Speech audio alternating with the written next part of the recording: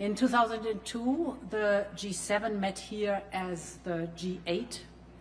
Russia was still at the table and was seemingly seeking closer ties with the West. What we saw then as a chance for peace turned out, as we all know, to be a vast illusion. 2 decades later, the world stands at an inflection point. We're confronted with wars we thought were consigned to history, and the global landscape is increasingly shaped by global competition. This is why this summit will be defined by geoeconomics and geopolitics at the same time. And let me give the floor first to the President of the European Council.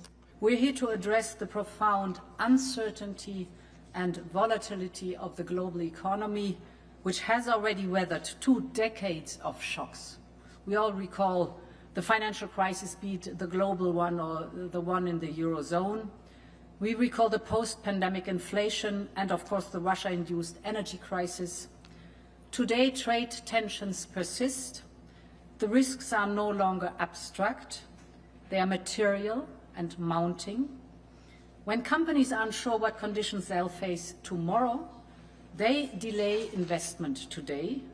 When households expect price hikes, they stop spending.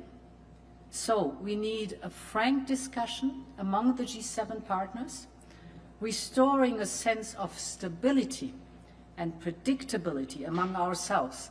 That is the first priority.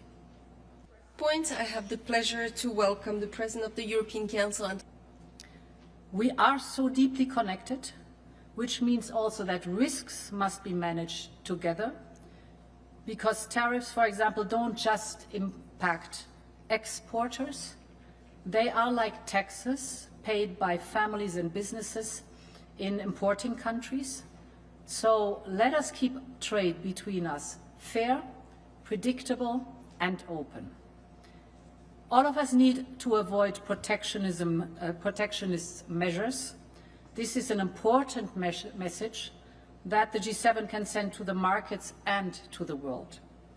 And let us stay focused together on the real and the structural challenges that demand our entire attention. Antonio Costa and the President of the European Commission, Ursula von der Leyen. President Zelensky will be joining us tomorrow, actually the day after tomorrow. He has shown the willingness to agree to an unconditional ceasefire. President Putin, on the other hand, has escalated attacks on Ukraine. To achieve peace through strength, we must put more pressure on Russia to secure a real ceasefire, to bring Russia to the negotiating table, and to end this war. Sanctions are critical to that end. As a result of the G7 and EU sanctions combined, for example, Russian oil and gas revenues have fallen by almost 80% since the beginning of the war. So the sanctions are working. And we will do more. Last week, we put forward a proposal for an 18th sanctions package. I will invite all G7 partners to join us in this endeavour. And Europe is committed to putting Ukraine in a position